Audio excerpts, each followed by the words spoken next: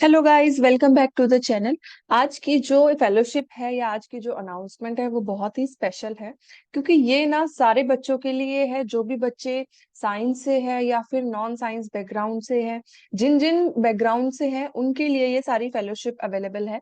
तो ये है हमारी प्राइम मिनिस्टर्स रिसर्च फेलोशिप जो PMRF है और 2023 के लिए ये ओपन हो चुकी है। तो आप यहाँ पे देख सकते हो कि ये वेबसाइट दे रखी है। यहाँ पे आपको कुछ नहीं करना। यहाँ पे होम का बटन है, उसके बाद आपको यहाँ पे गाइडलाइंस का ऑप्शन आ रहा है। तो जैसे आप गाइडलाइंस का ऑप्शन खोलेंगे तो गाइडलाइंस में इस जो PMRF फेलोशिप है उसकी एलिजिबिलिटी एंड एप्लीकेशन आपको दिख जाएगा।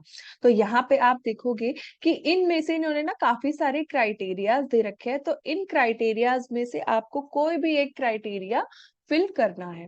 तो अब हम क्राइटेरिया देखते हैं फटाफट। क्या है, देखो इन्होंने दे रखा है कि जो अंडर ग्रेजुएट हैं, जो 5 साल या फिर 4 साल जिनका यूजी का कोर्स होता है, तो उस यूजी के कोर्स के साथ साथ आपको कौन कौन से इंस्टीट्यूट्स में होना चाहिए, जो या तो डुअल डिग्री हो या फिर PG UG इंटीग्रेटेड हो जो 5 साल की होती है, या फिर 4 साल की अंडर ग्रेजुएट हो। और वो किस किस इंस्टीट्यूट से होनी चाहिए?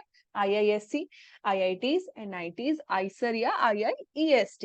इन सारे इंस्टीट्यूट से आपके पास होनी चाहिए, ये तभी आपको अवेलेबल करेंगे। उसके बाद इस पर्टिकुलर एलिजिबिलिटी के साथ, इस पर्टिकुलर इंस्टीट्यूट के साथ आपको एटलीस्ट 8.0 CGPA का ग्रेड मेंटेन करना है।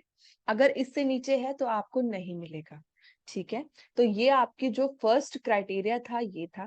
दूसरा, अगर आप कोई भी, अगर इन जो IITs या फिर NITs, IISc, इनके अलावा अगर आप किसी और इंस्टीट्यूट में हैं और आप सेम UG PG के कोर्स कर रहे हैं, तो आपको सेम यहाँ पे भी 8 इक्विवेलेंट CGPA होना चाहिए। प्लस आपको गेट का सब्जेक्ट है तो गेट क्वालिफाई होना चाहिए, या फिर CSIR UGC जो आपकी रैंक है वो 100 से कम होनी चाहिए।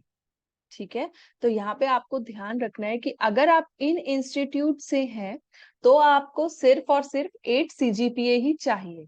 और अगर आप कोई भी और UGC के अदर रिकॉग्नाइज्ड इंस्टीट्यूट से हैं जिसमें आप अपनी मास्टर्स या फिर ग्रेजुएशन कर रहे हैं, तो वहां पे आपको UGC या CSIR का JRF स्कोर चाहिए जो 100 से कम होना चाहिए, प्लस 8 CGPA आपको मिनिमम क्वालिफिकेशन है। दूसरा, अब हम और टेक्नोलॉजी वाले कोर्स पे चले जाएं तो वहां पे भी आपको गेट क्वालिफाई होना चाहिए जो MTech MS कर रहे हैं रिसर्च में।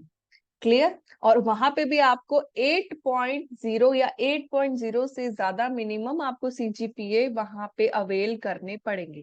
तो मिनिमम क्वालिफिकेशन है आपकी 8.0 CGPA। उसके बाद आप अपने जो कोर्स के हिसाब से जो एंट्रेंस टेस्ट होते हैं वो वहां पे आप देख सकते हो। अब PhD कैंडिडेट्स की बात करते हैं तो PhD कैंडिडेट्स भी एनरोल होना चाहिए, लेकिन उसको एनरोल हुए हुए 12 मंथ से 24 मंथ्स होने चाहिए।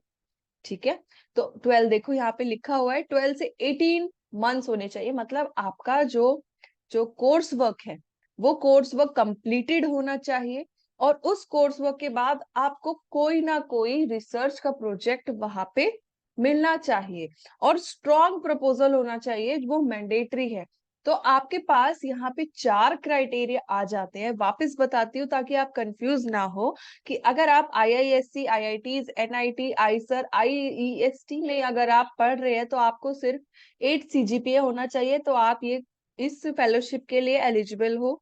अगर आप किसी और यूनिवर्सिटी में पढ़ रहे हो तो 8 CGPA के साथ साथ आपको रैंक 100 से लेस होनी चाहिए किसी भी एंट्रेंस में, CSIR या UGC के। अगर आप MTech में हैं तो आपका गेट क्वालिफाई होना चाहिए same CGPA 8.0 with minimum qualification. और उसके बाद अगर आप PhD में हैं तो आप PhD के अंदर जो भी आपकी जो ये 12 से 18 मंथ्स का कोर्स वर्क है, या फिर आपको कोई भी प्रोजेक्ट मिला होना चाहिए अपने कोर्स वर्क के बाद। तो 4 इन्होंने क्वालिफिकेशंस दी है।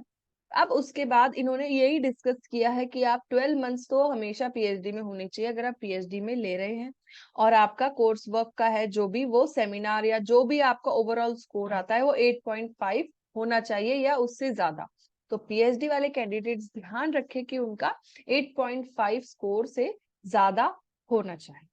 ठीक है, अब उसके बाद जो भी एक ग्रांटिंग इंस्टीट्यूट है, जो भी स्टूडेंट उसमें एनरोल्ड है, वो स्ट्रॉन्ग रिकमेंडेशन बनाएगा और उसी के बेसिस पे आपका सिलेक्शन होगा। तो आपको एक रिकमेंडेशन लेटर भी चाहिए होगा इस इंस्टीट्यूट से जिसमें आप पढ़ रहे हैं। और उसके बाद अगर आप पीएचडी में वहां पे रजिस्टर है तो आपका लेटरल एंट्री से रजिस्ट्रेशन होना चाहिए। क्लियर? ये सारी जो भी थी ये सिर्फ डिटेल्स थी, गाइडलाइंस थी कि आप एलिजिबल हो कि नहीं हो। अब उसके बाद बोथ लेटरल एंट्री या डायरेक्ट एंट्री के चैनल से आपके पास देखो, मैंने बोला ना काफी सारी स्ट्रीम्स आई है, ब्रॉड एरिया है। क्या क्या है?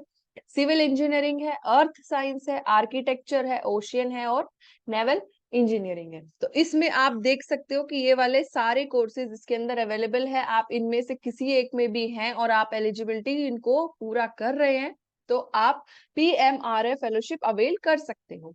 दूसरा है हमारा mechanical engineering, aerospace engineering and design. इसमें भी ये कोर्सेज आप जाके देख सकते हो, वेबसाइट इनकी pmrf.in है, आराम से सर्च करोगे मिल जाएगी, पहला ही पेज इसका खुलेगा।